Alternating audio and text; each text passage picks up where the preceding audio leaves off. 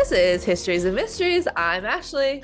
And I'm Jessica, and welcome We're back. back. Woo! Guess who's back? Back Back again. again. Shady's back. Or say We are Hannah's back. back. For you guys, it's only been 2 weeks, but for us, it's been what, 2 months now? Yeah, I went on maternity leave to have my little baby. Yeah, she's so cute.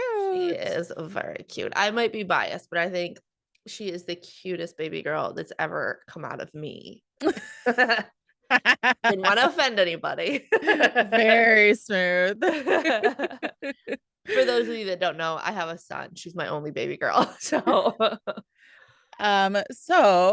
we are so excited to be back. Yes. We missed everybody and we hope you missed us. I know it's been Yeah. 2 weeks, but Oh, your eye makeup is on point. oh, It's gorgeous. thank you. You're welcome. I shop at Sephora once a year, Nice. and I got some stuff at Sephora, so That's very pretty. For anybody who isn't watching Thanks. us, she has gold eyeshadow and some awesome eyeliner on. thanks. I'm also wearing like an RCMP Moose shirt.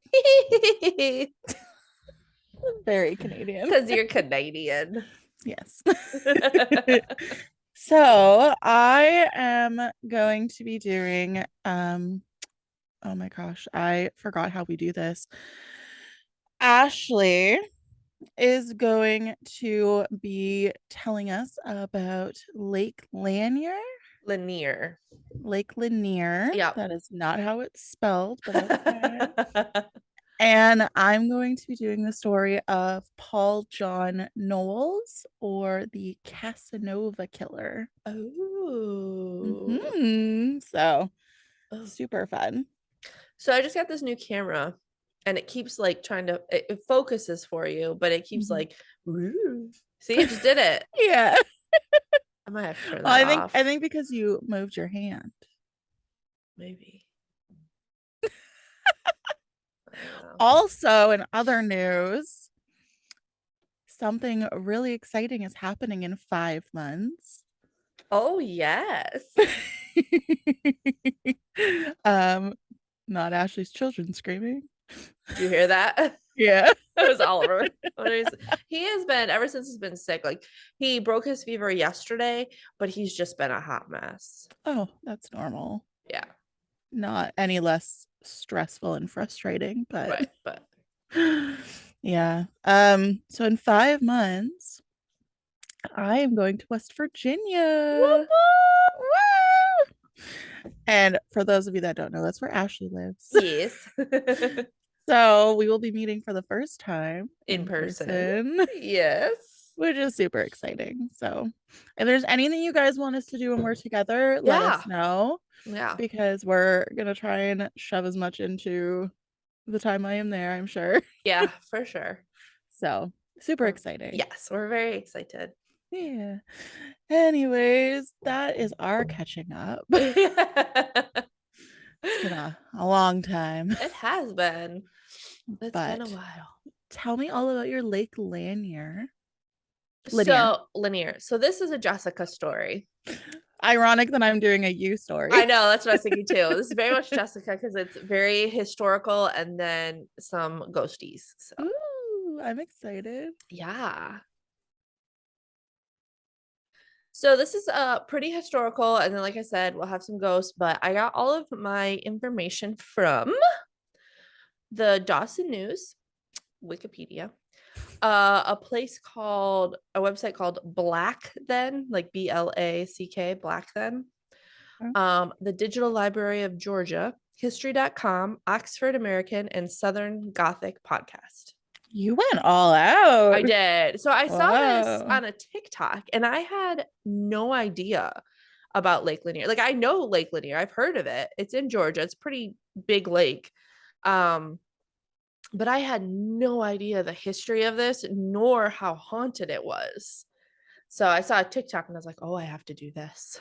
Oh, that's going to be exciting. Yeah, it's pretty cool. So Lake Lanier is located in Gainesville, Georgia, It's huge, so it kind of encompasses a few cities, but it's mainly Gainesville, Georgia. It's about an hour northeast of Atlanta, and it is a large man-made lake. It's about 38,000 acres or 150 kilometers squared or 59 square miles. Wow, that's big. Yeah, it's pretty huge. Also, it never switches to me. It does on mine. Really? Yeah. Oh, it's not switching on mine. That's weird. Oh, yeah, it's you right now because well, now it's me again, but Oh, okay. okay. Um, so this lake gets a ton of visitors every summer looking for fun and sun in the water. It even held some events for the 1996 Summer Olympics. But as people are swimming and boating through the water, very few know what lurks just below them. Ew, are there dead bodies? Yes. Ew. Lots of them. Oh, Lake Lanier has a pretty sketchy past and is known as one of the most haunted lakes in America. To understand why this, I wrote it in all caps. I don't know why this just to lake really is make so your point. To understand why this lake is so haunted, we have to go back in time to before the lake was formed. Whoa. So, Beautiful time music. thank you. In the 1830s, oh, okay. I was like, that doesn't make sense. But in the 1830s and like well before the 1830s, the Cherokee Nation was living in Georgia with white settlers. For the most part, they would trade back and forth. I'm sure there was violence and racism. I mean, I'm sure there was. Mhm. Um, but for the most part, they kind of lived there and in harmony, kind of.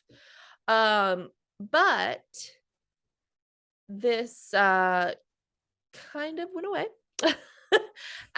when the US decided that it wanted the indigenous people land for cotton and gold. It also didn't help that the states were forming and the state governments wanted to take the land as well. And since they were kind of like forming their governments, they were making these laws and rules and stuff like that.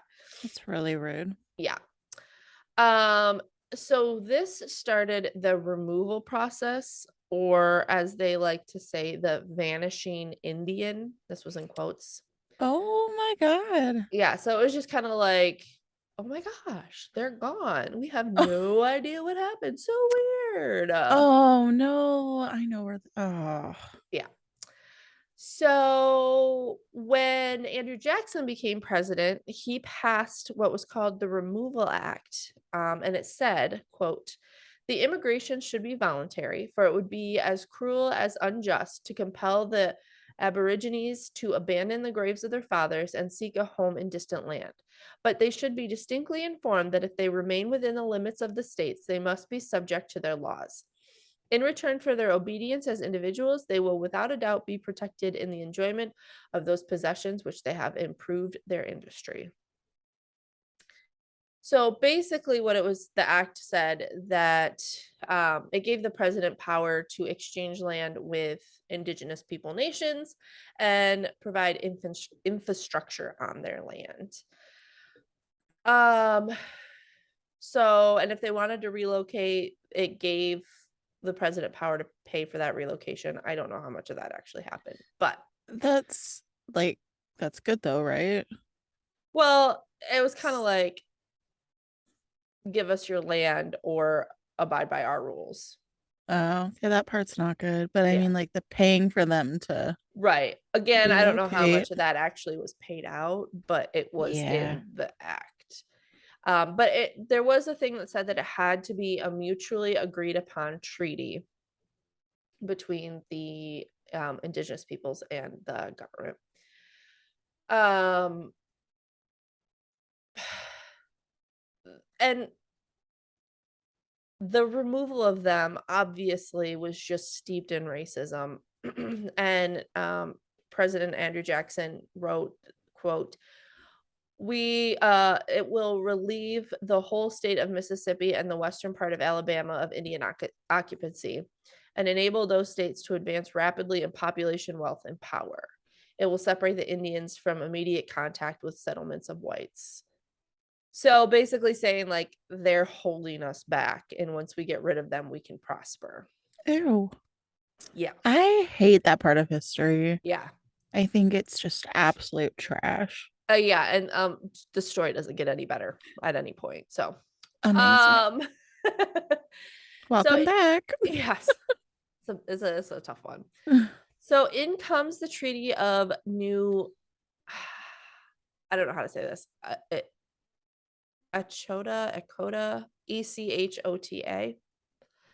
And this treaty gave the Cherokee Indians 2 years to move to Indian territory. I say that in quotes. That's what they called it back then, aka Oklahoma. And it was signed by the Cherokee people, but it was signed by a minority political faction called the Treaty Party. And most of Cherokee Nation did not agree with this and did not want to sign it. And it was not signed off by their principal chief or the Cherokee National Council. So how, like, why was it legitimized then? Well, because the government wanted them out. So like, oh no, you signed it. It's good. Bye. Ugh. So it was signed into law. And they were like, hey, let's appeal this. And the government was like, nah, this is going to stick. So then they brought it to the Supreme Court, and the Supreme Court was like, you know what? You can't do that. This is not an okay treaty. But the government was like, we don't care what you say. And so they said, this is going to stick, get out. Those that didn't get out were rounded up by state militias, which I'm sure you could assume was not a peaceful roundup. No, I don't think it ever was. No. And they were forced to head to Oklahoma on what we know as the Trail of Tears. Whoa, I've never heard of that. You've never heard of the Trail of Tears? No, and I didn't even know Okay. the native territory was Oklahoma.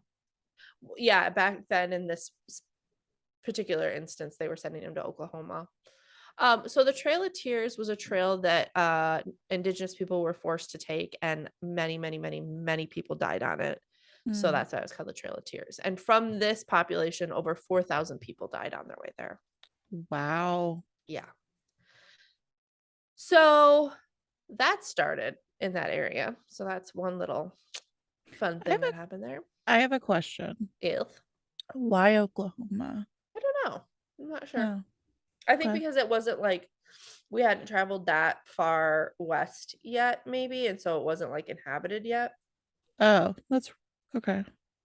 Or there wasn't any stuff there that they wanted. I don't know when we started our western expansion, so I could be completely wrong, but Okay. all right, so let's fast forward to some more awfulness to the year 1912.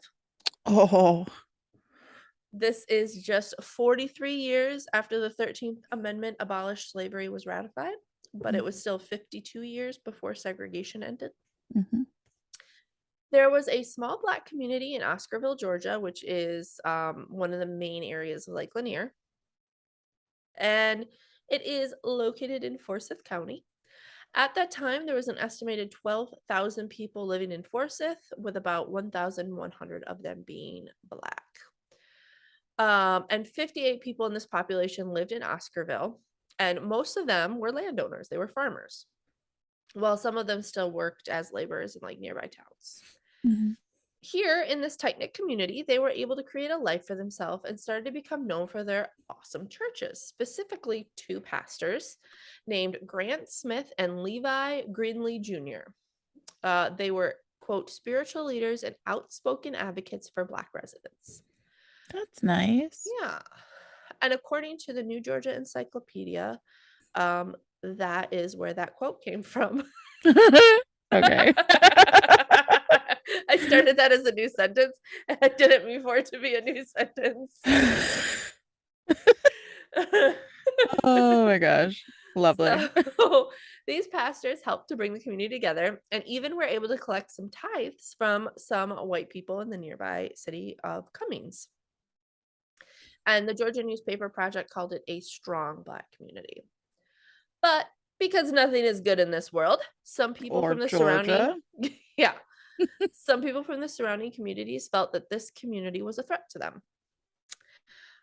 One person even wrote a letter to the local paper saying basically that this community had children going to school and they were afraid they might learn enough to pass the literary tests for voting. Heaven forbid. Oh my dear Lord. What an atrocity. I can't even believe it. I can't handle it. So, what do you do when a bunch of early 20th century white people feel threatened? Lots of violence. Lots I of was gonna say violence. lots of lynching, probably. Yeah.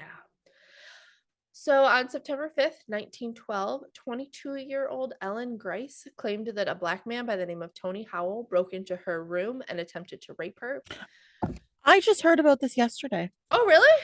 Like that specific incident. Yep. Huh. From where? TikTok. Oh. Yeah. So Awful. then a family member opened her door and she said he jumped out of the window. So obviously we all know where this is going. When the police went to arrest Tony, he had 4 friends that were like, no, that's not possible. He was with us the whole time. And instead of the police being like, oh, okay, perfect, you've got an alibi, good to go, they said, oh, you all must be in on it. We're arresting all of you. Okay, no, this is not the story I heard. Oh, okay. So Isaiah Perkle, Johnny Bates, Tony Howell, Fate Chester, and Joe Rogers were all put in jail in Cummings Town Square. Wow. 2 days later, the local black churches were having a large barbecue right outside of Town Square, and they heard the news. And one preacher, Grant Smith, suggested that perhaps maybe she had been in bed with a black guy and got caught and claimed rape. Perhaps. Oh my God. And this comment got back to some white folks, and they lost their damn minds. Of course they did. They grabbed Grant and they started to beat him and whip him with horse whips.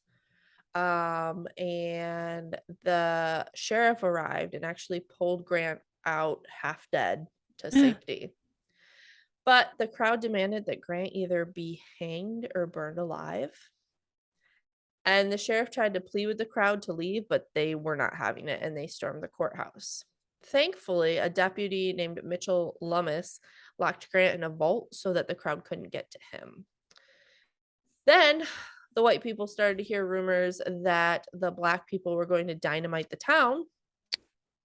So they sent their families home, and the men began to patrol with guns. What the fuck is wrong with people? Yeah.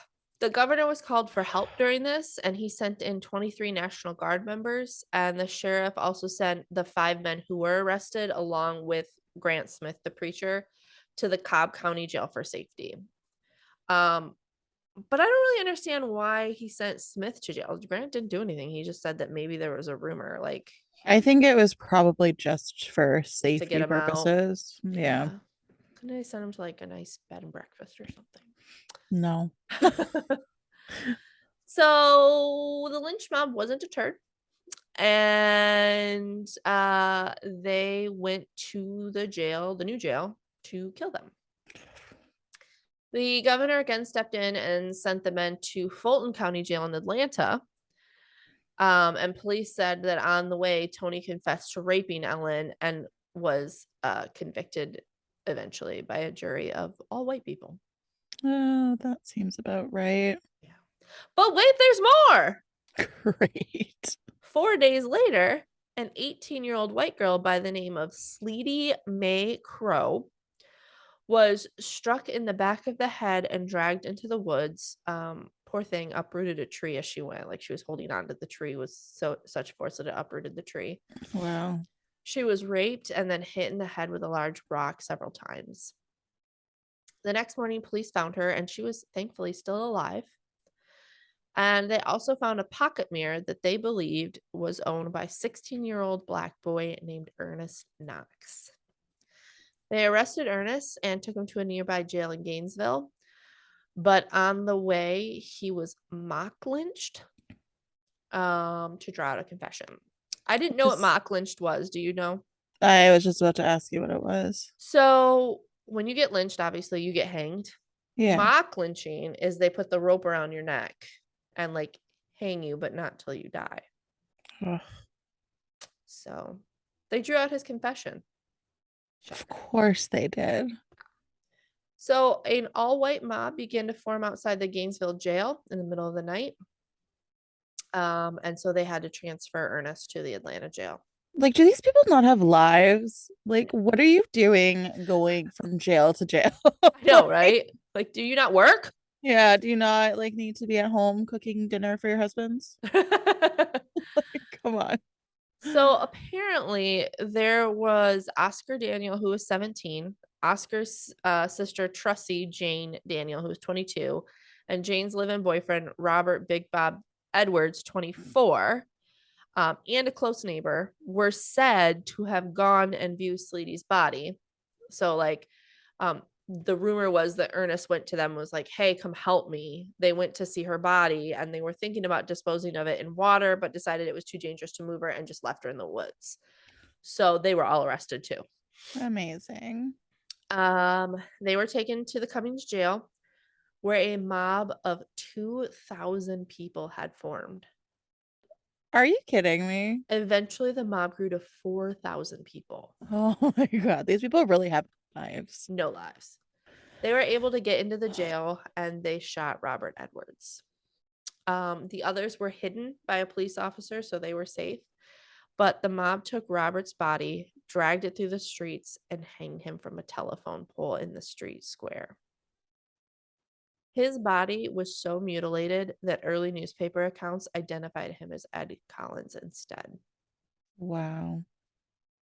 I just, I don't understand how people think that, one wrong equals them doing something Doing even whatever they worse. want. Yeah. Yeah, like something 10 times worse. Yeah. Like it just doesn't make any sense to me. Like, how are you any better than the Right. potentiality that this person may or may not have done something Right. when in actuality it was probably just a false rumor? Mm-hmm. I agree. So charges against Trussie, Daniel, and Ed were dismissed because Trussie agreed to a plea bargain where she would testify as a state witness against her brother. Oh my Knox and Oscar Daniel stood trial. Each of the youths, each of the boys, were quickly convicted of rape and murder by the all-white jury because at the time, Black people were not allowed to serve on juries. God. How is that fair? I know. On the following day, October 4th, both teenagers were sentenced to death by hanging. But at the time, state law prohibited public hangings, so it was only viewed by the victim's family, a minister, and law officers. Um, and they erected a fence around the gallows so that people couldn't see because it wasn't supposed to be public. But the night before, someone burned it down, and a crowd between 5,000 and 8,000 gathered to watch the young boys be hanged. Wow. So at the crowd was 5,000 to 8,000 people. At the time, the population was only 12,000. So that was the majority of that town. That's insane. I I don't know, like how morbid and like hateful do you have to be To go to, watch someone die. yeah, Yeah, I and agree. like very intentionally burn down the blockade that would prevent you from seeing such a horrible thing from happening. Especially two young boys. I mean, it's Yeah. not even like they were hanging adults. So all of this violence spawned what was called the Night Riders, which sounds cool, but is in fact awful. This group of white men rode their horses around the streets at night and shot into Black people's homes. They burned or sometimes dynamited houses, and they even burned all of the Black churches. Cummings' mayor sent a letter to the governor imploring him to declare martial law to protect the Black families, but he refused. So the violence continued, and almost every single Black person in Forsyth County was forced to flee. Isn't like, pardon my ignorance, but Georgia is still like a very anti, right? Yeah, they're I think Because they're a southern state, right? yeah, and I think they're generally Republican, um, which is generally a bit more racist. Sorry, Republicans. Yeah. Okay. So Oscarville, the original city in this story. So like Oscarville, Cummings, they're all like so close, they're kind of like the same thing, you know. Being a mostly black community was completely abandoned. Then a lot of that land was given away to white people or just abandoned. Like nobody ever did anything with it. But in 1950, Lake Lanier was looking for a site to be built, and this area was chosen. Many people were offered money from the government for their land.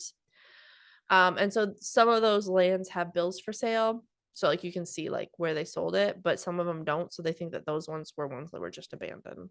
Mm-hmm. Um, they said that they had, because this was a whole town, so they had churches, cemeteries, everything. So to build this lake, they had to relocate everything. Not everything. They relocated the cemeteries. But Discovery Channel show Expedition X dove down to the bottom of Lake Lanier and said that there are still graves and headstones at the bottom. And basically, they just filled in the water over the streets and buildings. So, like, you can still see the buildings and stuff when you go diving. Wow. So, since its formation in 1950, over 700 people have been claimed by the lake. Holy shit. And at least 27 of these people have never been found. So, there have also been over 500 boating accidents and stories of boats inexplicably going up in flames. Divers have even reported bumping into random body parts. Oh. One diver said in 2017, his name is Buck Buchanan. He said that, Hey, what? Bucky Buchanan. Bucky Barnes. His name was Buchanan. Oh, really? Yeah. Oh, Yeah. I don't think it's the same one, but Are you sure? he said he has felt body parts in the lake during his many excursions. He said you reach out into the dark and you feel an arm or a leg and it doesn't move. Ew.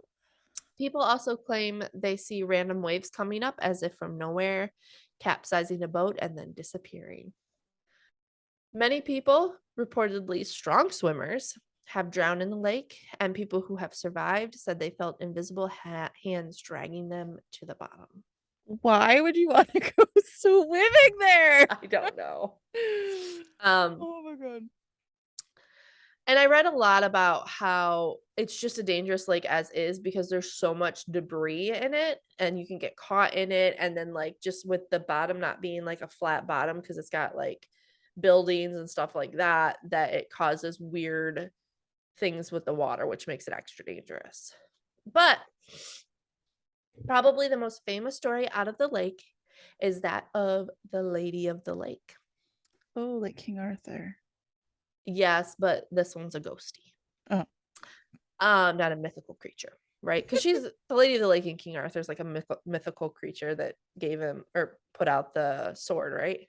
Well, there's a few different renditions of it. Like one of them, she was a woman, Oh. like kind of like a mermaid or siren or Oh. like a druid almost. Okay.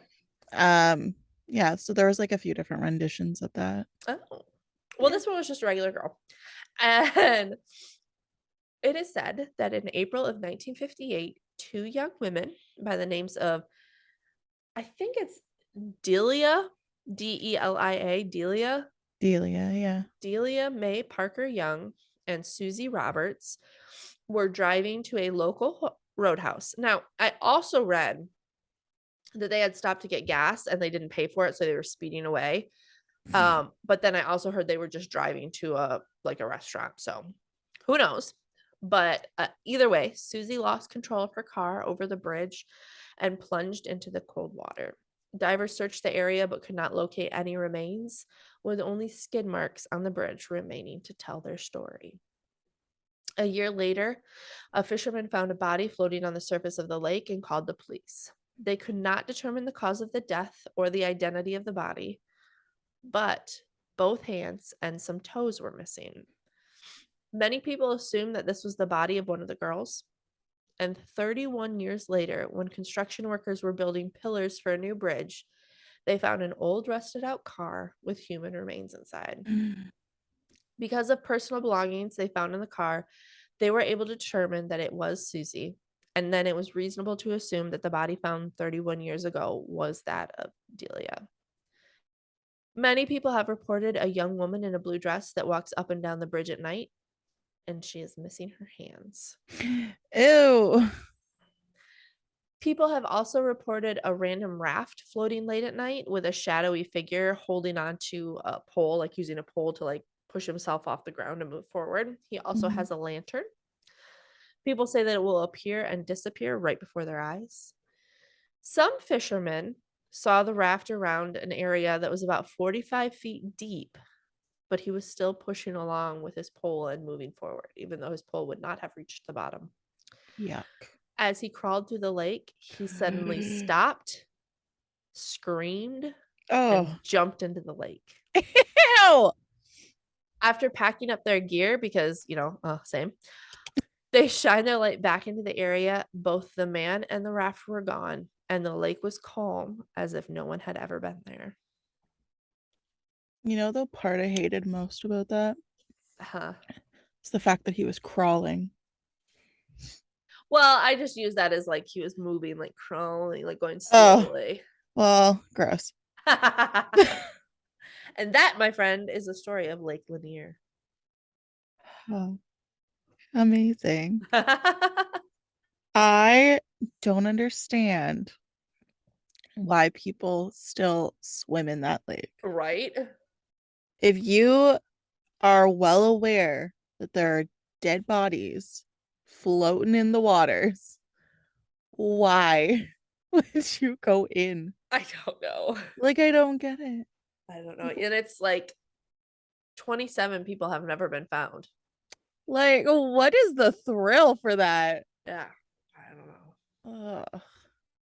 Just the fact that, like, there's headstones and like buildings and stuff, like Yeah. that's just gnarly. Yeah. And then body parts that just like won't move. Yeah. Ugh. Ugh.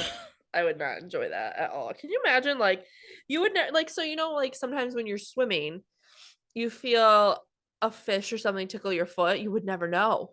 Is that a Yeah, like, no, fish? thank you. Is that a body? I don't know. No, thank you either way. Is that a ghostly hand trying to kill me? I am not a huge fan of I used to be fine, like when I was a kid, I would swim anywhere. Mhm. But I hate swimming in lakes now. Oh, really? I'm just I don't know if it's all the shit I've seen, like watched on TV, or the shit we talk about. Yeah. I don't know what it is, but it just like scares the crap out of me. This So, past year, I went up to a lake house for Cody's birthday, and we mhm. were swimming in it, and there was this fish that kept trying to get my foot. And so I had to put my feet out of the water. I was like sitting in a tube. So I put my feet out of the water because it was really creeping me out. Yeah, that makes sense. Well, thank you for that story. Oh, you're so welcome. It was a good welcome back. Yeah. So now I'm going to continue to drag us down. Nice. Very exciting. Yeah. Welcome back, everybody. Yeah. So I'm going to be talking about the serial killer, Paul John Knowles, aka the Casanova Killer. I feel like I've heard of the Casanova Killer, but his like actual real name doesn't sound familiar. Well, you're going to find out soon. Okay. So I used All That's Interesting and ranker.com. Oh. Yes. Paul John Knowles was described by several of the women he met as a cross between Robert Redford and Ryan O'Neal. Oh, okay. Let me Google him really quick. What's his name again? Paul John Knowles. You should screen share with us so everybody can see. Oh, okay. That's actually a good idea. Also, he is pretty handsome. Right. Oh, there he is, ladies and gentlemen. That guy. Yep. Oh, show the mugshot. Where's the mugshot? Oh, like click on that picture again and then down. Oh, right here. Yeah. Oh, that's not cute. No. Good. You're ugly. Yeah. Okay. I was thinking about that. I'm like, oh, we should just like screen share Yeah, that's a good if we're looking idea. at pictures or whatever. Yeah. Anyways. Great idea. So, despite him being a terrible, terrible person that does terrible, terrible things, he was very suave and charismatic, of course. Of course.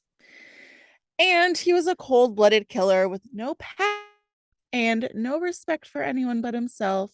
And to others, he represented their worst nightmare. He bad. He traveled all over the country for many years, accumulating charge after charge, which eventually escalated to murder. Well, So he didn't start out murdering people. mm. Between 1954 and 1974, Paul John Knowles established quite a reputation with police. He began his life of crime in 1954 when he was just 8 years old, starting primarily with petty theft, as one does. It appears that his father had little interest in trying to help him get better after he was apprehended and sentenced for one of these crimes, which really sucks. Yeah. Like, just show some interest in bettering your child, and then we wouldn't have a murderer out there. Right? Just like the thing that you created. That'd be great. Yeah, literally. As an alternative, he placed Knowles up for adoption. Well, The boy spent his last years of childhood in reform schools and foster homes. I'd also like to make it clear that we're not blaming parents for creating serial killers. It's just, it is like a very common pattern. yeah. So, Yeah, and I've often thought, and tell me what you guys think. Maybe I'm crazy. But I've often thought that if you're horrible to your child, like you abuse your child and they go on to do horrible things, you should have some culpability in it. yes. Like, I feel like, yeah. Like you Yeah. obviously can't control when a grown adult does. So like you shouldn't have the same like murder charge or whatever. But like if you fucked your kid up, like you should have some kind of Yeah. Or like, abused your kid or yeah. just totally neglected them. Yeah. Yeah. I agree. Wholeheartedly. It's unclear if this actually affected his mental health, but studies have shown that a child's likelihood of developing into a violent criminal increases if they are in the foster care system. Yeah, that's unfortunate. Yeah. He progressed from petty theft to kidnapping by the time he was 19, and then he was imprisoned for the kidnapping of a police officer. Oh God, honey, don't. Oh, that's a pretty big jump there. I literally wrote in brackets, friggin' ballsy. Like, come on. He was soon released, and it began a pattern that would kind of last for the following 8 years. Brief jail terms, followed by returns for petty crime, followed by another brief jail term. So he was just constantly in and out. Early in 1974, he was incarcerated in Florida's Rayford Prison, which is now called the Florida State Prison. He started communicating with Angela Kovic, a Californian woman, while he was behind bars. Oh no. I feel like Kovic, that never ends well. it never does. I'm sure there are some success stories, but I'm sure, but yeah. Kovic was a San Francisco cocktail waitress, and she was recently divorced. So she was thrilled to have Knowles as a pen pal. And after just a few exchanges of letters, she fell in love with him. No, guys, listen.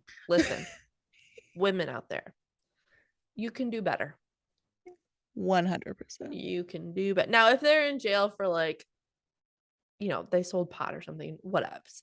But like if they're kidnapping people, you can do better, honey. You can Yeah, do better. You deserve better. You could do better. agreed. You tell him, Ashley. I'll tell Soon after, she hired a lawyer who was able to get him a release and set up his flight to San Francisco to marry her. Oh no. When Kovic saw Knowles, she decided to call off the nuptials. Oh, she didn't think he was handsome? She claimed that he emitted an aura of fear, which alarmed her. Well, good for her for seeing that finally. Yeah. Her psychic had lately forewarned her about a hazardous new man in her life, in Oh. addition to this aura. Oh. And the aura and the warning were sufficient enough for her to say, see ya. Good for her. Good. Yep. And she was very fortunate that she did this. Yeah. Because, yeah, although I'm worried that by her doing this, it kind of sparked what's coming next. Because that evening he killed 3 random people. Oh. Bummer. Like that evening he went and killed Yeah. 3 random bystanders. I mean, definitely we're not saying it's her fault by any means. No, but I'm worried that it That sparked was like the something. yeah. Yeah. No, the narcissistic male ego doesn't know how to accept a rejection. That's 100% what it is. Yeah. But can you imagine that poor girl? Like, she probably feels so guilty. Like, I mean, okay, first, well, she did get him out of jail, which she shouldn't have Yeah. done. But she had no idea. She couldn't have known that he was going to go and murder 3 people. Well, no, So because he she had probably never, felt pretty guilty about that. yeah, because he had never done something like that before. But I mean, in all honesty, he was working himself up to it. So he returned to Jacksonville, Florida the following day when, during a brawl, he attacked a bartender with a knife. He was detained again after being arrested for the bar brawl, but just briefly. He broke out of his prison cell on July 26th, 1974, by picking the latch. Oh, gosh. Picking a latch. The first victim of Knowles was 65-year-old Alice Curtis. She was a retired teacher and she was home alone. Oh, So sad. that is sad. He stormed into her house in an attempt to rob her and bound and gagged her. Oh. It was later discovered that she had choked on her own dentures. Oh, God, that poor thing. Yeah. Regardless of whether Knowles was present when she passed away, he was undoubtedly to blame. Yeah. Regardless, he fled the scene of the crime in her car.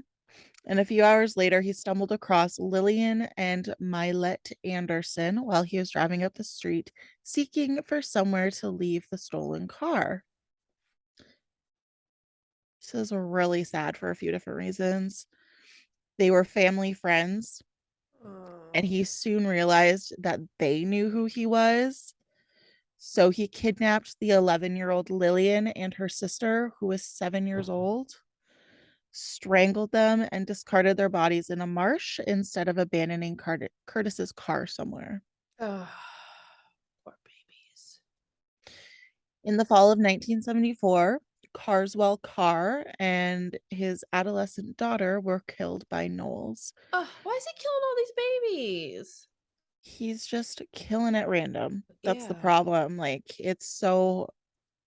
he's just a random killer. Yeah, He has that's no the rhyme hardest or to reason. catch. Exactly. No. No rhyme or reason, just opportunity. Poor babies. Yeah. Um, for an unexplained reason, Carr asked the murderer to stay at his home, and tragically, Knowles killed Carr as a result of this error in judgment. Oh. Knowles then attempted necrophilia with the body of Carr's 15-year-old daughter, who he had previously strangled. Oh my God. He apparently failed in these attempts. However, the police would not elaborate as to how. The next day, Carr's wife discovered their bodies. Oh my God. According to reports, Knowles took Carr's clothing, wallet, and briefcase. Knowles left a trail of bodies in his wake as he made his way from Florida up the East Coast to Connecticut over the course of the following 2 months. The authorities were generally unaware of Knowles' involvement in the murders until his capture, leading to the murders being called the Casanova murders due to his attractiveness. And in brackets, I put puke emoji. Yeah, it seems like I feel like there was a modern Casanova killer and he was like using dating apps maybe, and that's why they called him a Casanova killer. To call someone a Casanova killer just because he's nice looking is ridiculous. It's gross. It's disgusting. I Yeah, hate it. I agree. I agree. The murders appeared to have no rhyme or reason, leaving the police perplexed for most of the spree. There didn't seem to be a trend among any of the cases or even among the victims, which, like we said before, makes it really hard for the police to track him. Yeah. Former police officer Jimmy Josie outright told reporters the Casanova killer had no discernible motive or pattern. Quote, he had no compunction about killing you. Makes no difference whether he strangled you, whether he shot you, whether he stabbed you, or what. He was a martial arts expert. He was tough and he was mean. Unquote. There were 20 people found dead, of which 14 were women and 6 were men. That is also very surprising. Yep. That he killed women and men. Especially that many men. Yeah, usually they pick one or the other, or they kill the men because they're trying to get to the women, or they're in the way. Yeah. That's surprising. 3 were young people and 3 were seniors. So again, just very different. Some of them were murdered while camping or while walking along the street, while others were shot, strangled, or the victims of burglaries. Police were further confused by the fact that some of the victims had been raped while still alive, and some of the bodies had been subjected to sexual abuse. He It was was just also, all over the place. oh yeah, he was just doing what he wanted to do. Yeah, there was no consistency or pattern with him. No, he That's just got a crazy. taste for killing and he just couldn't control himself. That's crazy. It was also nearly hard for police to set up a perimeter because the victims were killed in at least 6 separate states. Police were uncertain at the time of their search whether they were looking for a rapist, a killer, a man with a gun, an opportunist, or worse yet, all of the above. Yeah, that would. Yeah. Authorities' lone reliable tip came from a reporter by the name of Sandy Fox. About 2 weeks before his eventful arrest, Knowles Erist. Knowles tried to pick up Fox in a hotel bar. Fox spent 3 days traveling with Knowles, drunk and blissfully oblivious that she was mingling with the subject of a multi-state manhunt. Can you imagine finding that out? No. And like knowing that you survived. Yeah, Yeah. that's insane. That's wild to me. Knowles, in Fox's opinion, was a dreamboat. Oh no, poor Fox. Years later, when she realized how close she had been to becoming one of his victims, it was she who made the initial comparison between his appearance and that of Robert Redford. But even though she was so close, she was unaware of it. She stated that not once throughout their 3-day bender did he display any indication of wanting to harm her. And after the two parted ways, Fox believed she would look back on their time with fondness. Yeah.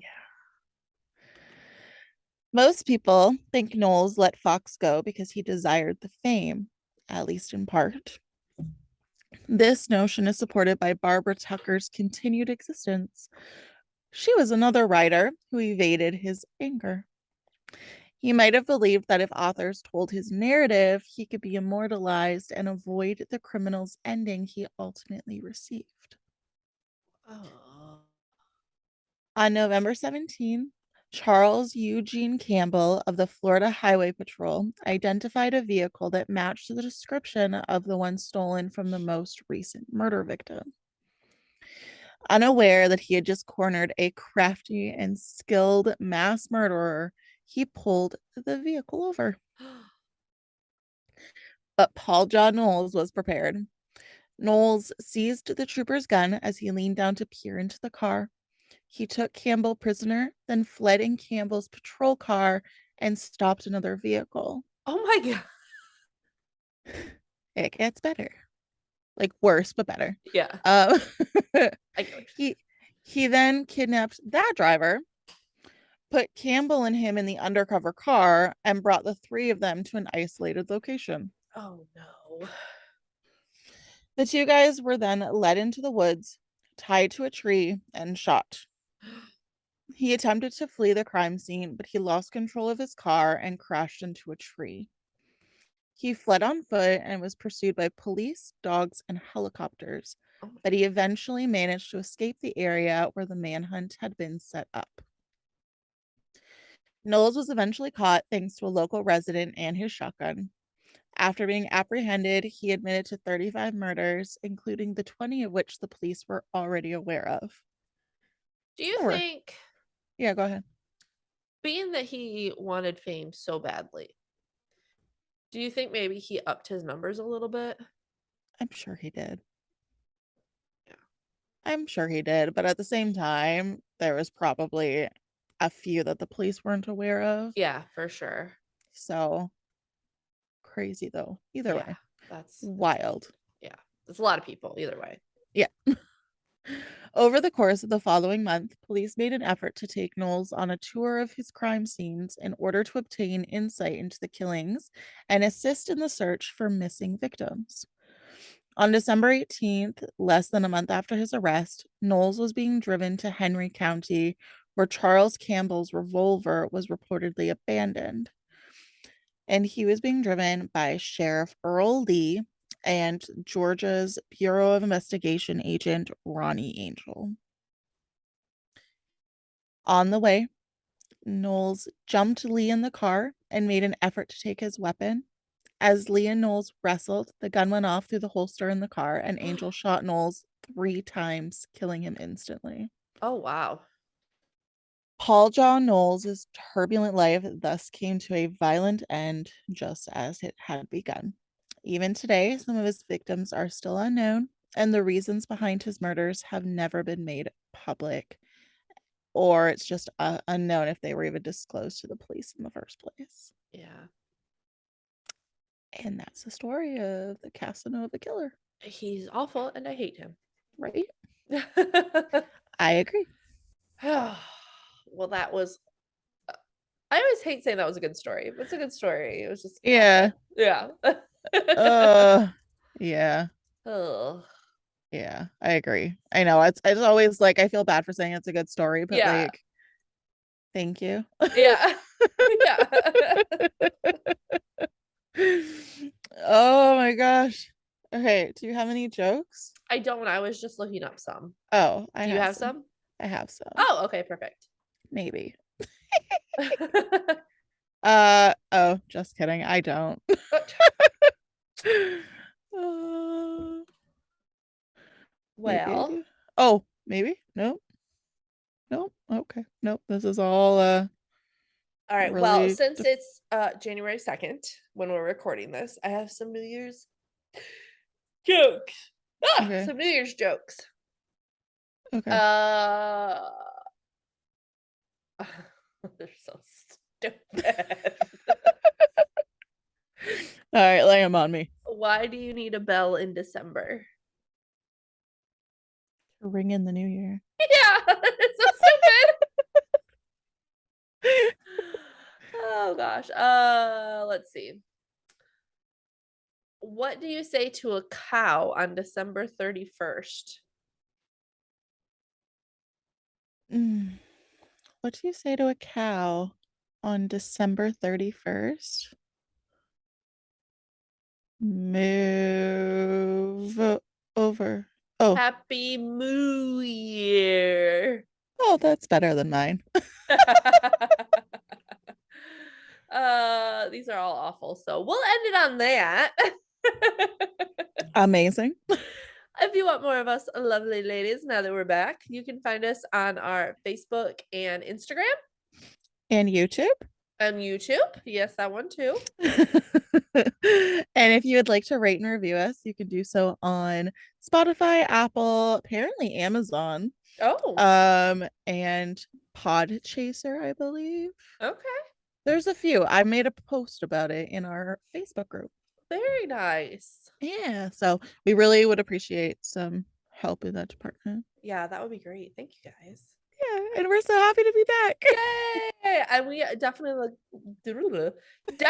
look forward to bringing you two new stories next week. Bye. Bye.